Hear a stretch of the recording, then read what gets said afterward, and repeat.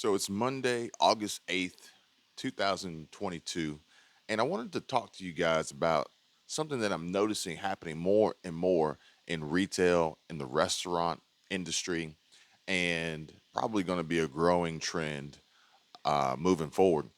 QR tags or QR codes, and the shift that businesses are making in multiple ways. Number one, cut costs. We know that finance right now, money, cash flows, businesses are struggling, and their profits are being their profits are taking a hit ultimately because the consumers are now taking a hit as well, and their disposable income is being reduced more and more through inflation, through high fuel prices, high gas and diesel prices, rent prices going up, utility costs increasing, your power bill, your electricity, your water, property taxes, even banks and their transactional fees and monthly surcharges, which someone actually brought up a very good point the other day, which if you don't have a large amount of money available in your savings account as a backup, obviously we don't really love the banks for the fact that through technology and either whether the technology works or it doesn't work, or if they just so choose to uh, close you out, temporarily lock out your account, you won't have access to your funds. But at the end of the day, it's kind of a give and takes, a double-edged sword for those who do have money in the banks.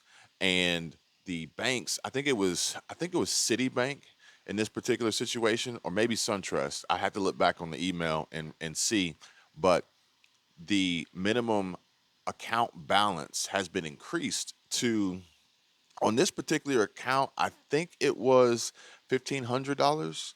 So if you didn't have a $1,500 average daily balance, they were going to charge you $25 a month to manage the account. And I believe that previously there was no minimum and it was free. So we're going to see more and more service charges and fees being applied to different things that once were included, that once were at no extra charge. And these are the businesses getting tighter as the Fed and Jerome Powell are increasing rates trying to fight inflation. And we're seeing some negative and adverse reactions to a lot of things that's going on in China and their economy, which is ultimately crashing, but they're trying to hide it.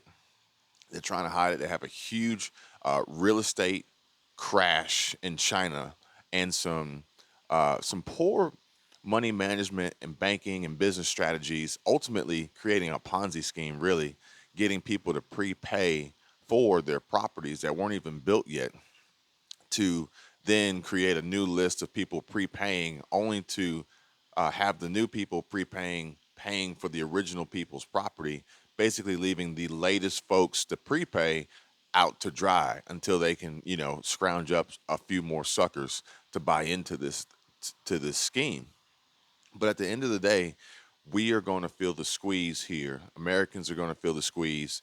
Uh, those who are poor, those who are working class poor, middle class, everybody's going to feel it some way, somehow. Now, how badly it hurts will vary depending on who you are and your financial situation and your family situation. But everybody's going to feel it, everybody's going to see it. And, you know, part of the businesses changing their models and their structures and their operations and their costs and their fees, on top of that, people are earning less, they're working less. And so basically, the consumer's disposable income, the money available that we used to have to go out and spend on discretionary items, non necessities, is going to be drastically reduced. So these QR codes, these QR tags, I'm seeing a lot of them, particularly in the restaurant industry, because number one, it first rolled out and kind of started with the pandemic and trying to create an option where you didn't have to physically touch a menu to help with the social distancing and lower the transmission of any germs or anything like that. So that was the first thing. But now we're past that. We're past that. So businesses have still kept that model and they've adapted that model because they realized that at the time, hey, this is a great way for us to reduce our costs for printing menus. It's a great way to be able to update the menus even faster if need be, especially as we run into food shortages and supply issues and ingredients missing. Uh, so it's going to change the availability of things on the menu or how things are made.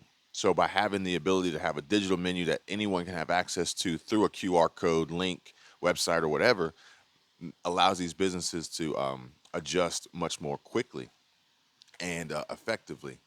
But at the same time, you have to understand and realize that, if you scan the code, if you agree to the terms and conditions, if you accept cookies, et cetera, then, they're going to put you into their sphere. They're going to track you. They're going to target you. They're going to re-target you. And this is all part of their marketing because they want you to come back. They want your money. And they're going to send you out for requests for surveys and reviews and things like that. I mean, it's what's happening now. Most situations, you can say, "Hey, do you have a paper menu?" and they'll bring you one. But 9 times out of 10, the QR code is going to be at the hostess stand. It's going to be on the table somewhere, and they're going to want you to just scan it. Most people won't even think to ask for a paper menu, but most of the time, they have a paper menu that you can ask for. But the other thing is these QR tags and these menus are designed so that they can adjust the prices at a moment's notice and really catch people off guard. And these price fluctuations can occur throughout the day. They have a lunch special price. They have a dinner price. They have a weekend price. They have a high traffic, high volume price. If there's an event going on and they're in a prime location, they may change their price, and most people aren't going to notice it. And this is just more of how this digital world is going to evolve in a sense of there's going to be rapid change. There's going to be up to the minute updates and adjustments, primarily for the benefit of the businesses and not for the benefit of the people. And moving more on to some of these subscription based services, reducing ownership, and just pulling more money continuously out of people's pockets, uh, and like what they call, I think it's called microtransactions. So there's small little transactions and little increases and incremental adjustments that most people won't realize, pay attention to, worry about, concern themselves with until maybe at some point in time they look back and say, "Man, where did all that money go?" And then they start looking at these little microtransactions and adjustments and increases and surcharges and add-ons and fees and penalties. I mean, it's unreal, and they're coming fast because businesses are now trying to respond and react to our economy that has ultimately taken a drastic turn and a dip as we are headed for the inevitable crash. Now we are in a recession. I don't care what anybody says, we're in a recession. But the moment at which the news is released that the market has actually crashed, that's when shit's really going to hit the fan. That's when the masses are going to be alerted to what's going on. Thank you all for watching my videos and this channel and other channels like mine that share this information. But we're only hitting a small portion of the people that need this information. But once we actually crash and it's confirmed and the news reports on the matter, then the world's going to know. The entire country's going to know.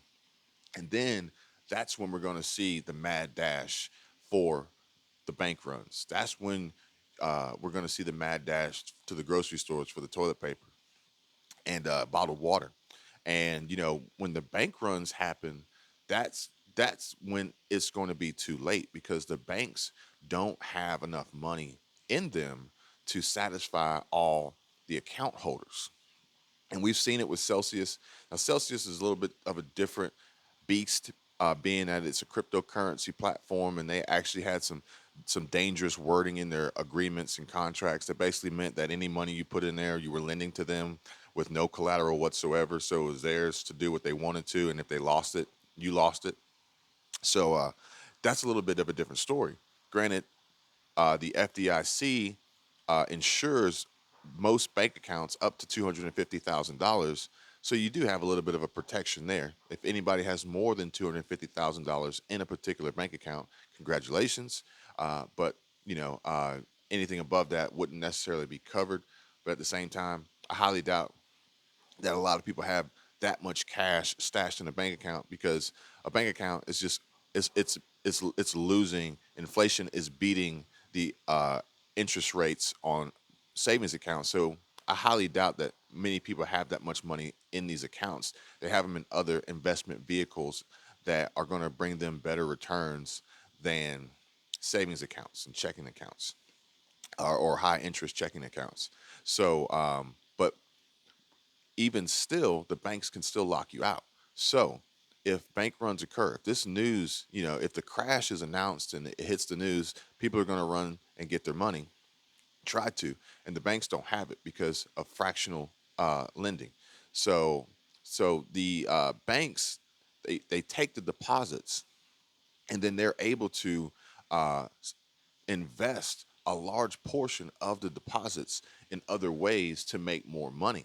So if you were to, let's just say, deposit $1,000 into your bank account, and we all deposited $1,000 in our bank account, of that $1,000 that we've deposited, the bank is going to take $900 of that $1,000 and invest it. So if you put $1,000 in your bank account today, hypothetically, tomorrow they only actually have $100 of your 1,000 that you put in. The other 900 is out there in the world somewhere trying to bring them back more than $900. So if you go and deposit $1,000 today, and they've invested 900 of it tomorrow, and then the next day you go back and ask for your money back, they only have $100. So this is like an extreme, extreme broad and simple explanation of how the fractional lending actually works. But hopefully you guys get the picture that if multiple people make these deposits and multiple people come back and ask for their money back out of their accounts, that their accounts balances and ledgers and what they see online when they log in and on the apps on their phone, and the monthly statements that they receive says their accounts are worth, the banks don't actually have the money on hand to give back. So if this trend continues, and we're all seeing it, with businesses getting a little bit scared, panicking, making some drastic changes, mass layoffs, making cuts, Walmart slashing prices on apparel because they just need to move it. Um, Costco possibly having 17,000 employees going on strike. We have a potential railroad union worker strike that could really put a strain on the supply chain, which would put a strain on businesses having the ability to sell and earn revenues and profits. And if, people start going to the banks and start trying to get their money, then there's going to be a huge bottleneck because the banks don't have it. And, I'm not saying it's going to happen tomorrow, but I am kind of like connecting the dots and reading between the lines here of what I see happening on a regular basis. And, the way that the digital world is taking over and allowing for instant uh, changes and responses from businesses, just from a simple standpoint of a restaurant deciding, hey, we need to immediately charge 10% more across the board. They can do that by changing their digital menu and this QR tag that is automatically updated for everybody. And and most people aren't going to be paying attention, especially if they're doing these little small minor micro adjustments over time to slowly continuously take more and more and more away. So I wanted to share this with you guys and make sure you were aware of what's going on. I also want to encourage you all to make sure you have a safety net and some savings, whether it be in the bank and or in a physical cash form, just in case. And hope you guys are preparing as best you can for what's coming. I will bring you another update as soon as I can. Drop me a comment below. Let me know if you guys are noticing what I'm seeing here as far as these QR tags and these different techniques that these businesses are using, these strategies that they're using, uh, and and and I'll be with you guys real soon with another update. You guys take care. Be safe. See you later.